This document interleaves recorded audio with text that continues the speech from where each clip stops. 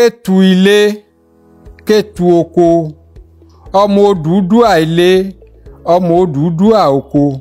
Èmi Àkànní Adédùnlóyè Adérọ̀mọ́lá, àkọ́bí Odùduwà ọba ìlú Kétu, ní kí gbogbo yín pé àkú ẹwu ọdún Ìláfú èyí àfẹ́ ṣe lọ́bẹ̀lẹ̀ ogún oṣù kẹjọ ọdún. Ń pe gbogbo ọmọ Benin, ọmọ Odùduwà níbikíbi wọn, ọmọ Benin, ọmọ àfi gbogbo yín kẹwàá ká gbàjọpọ̀ kájọ ṣe nítorí ọdún ìṣẹ̀ṣe Láfú ti gbogbo ènìyàn Kétu ti gbogbo ènìyàn gbogbo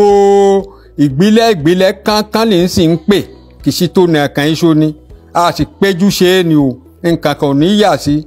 lágbára Ọlọ́run lágbára ìdábí inú ìní ẹdùn ayọ̀ ìní ẹkún ire owó ire ọmọ ire àlàáfíà lẹ́ẹ̀wọ̀lú Ìkétu lásìkò ńgbà àfiṣe ọdún kẹtàn Ọlọ́run ẹ yẹ gbogbo ọmọ ẹni wọn ẹ̀sán lóko rẹ iṣu ọmọ ẹ jiná fún gbogbo iná àjẹ a kò ní mú sàárè ọmọ gbogbo ọmọ ẹni wọn wà nílùú òkè wọn kóró òkè wa nulẹ̀ nǹkan mi mọ̀jọba ìlú kẹ̀ máa pẹ́ lérí ìtẹ́ bàbá mi ẹ̀ka ẹ̀kẹ́ kò ní jábọ́ níhìn pé ń dé lérí ìtẹ́ bàbá mi eku ẹ̀mẹ́ ké bí eku ẹyẹ ẹ̀mẹ́ ké bí ẹyẹ ọmọ òní ẹ̀ fọhùn bí ọmọ òní àgàn ẹ̀ kí ọ́ bosùn aboyún ẹ̀ bíwẹ́ oníṣòwò ẹ̀ rèrè jẹ oníṣẹ́ ọwọ́ ẹ̀ rí ṣe àgbẹ̀ ẹ̀rọ̀kọ bọ́dúndé ọkọ̀ ọba àdá ọba kò ní ṣáni ẹ̀kàn ní lẹ́sẹ̀ o lágbá Ọlọ́run lágbá ẹ̀dá bí ẹnu sì kọ́ fún ń ṣe gbogbo àdúrà kẹ̀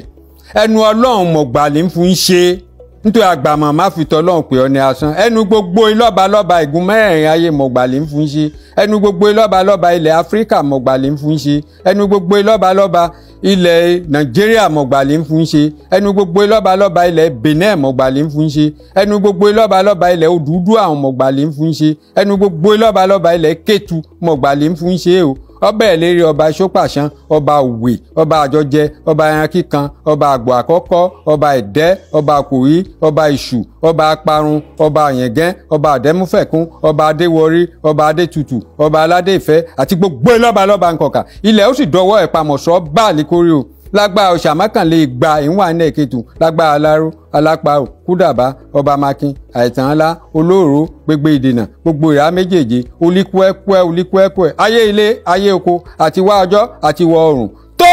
ọ̀dàṣẹ ìyàmí o. Kábíyèsí o. Ọba Akin. Kábíyèsí o. Ọba Akin. Kábíyèsí o. Ọba Akin.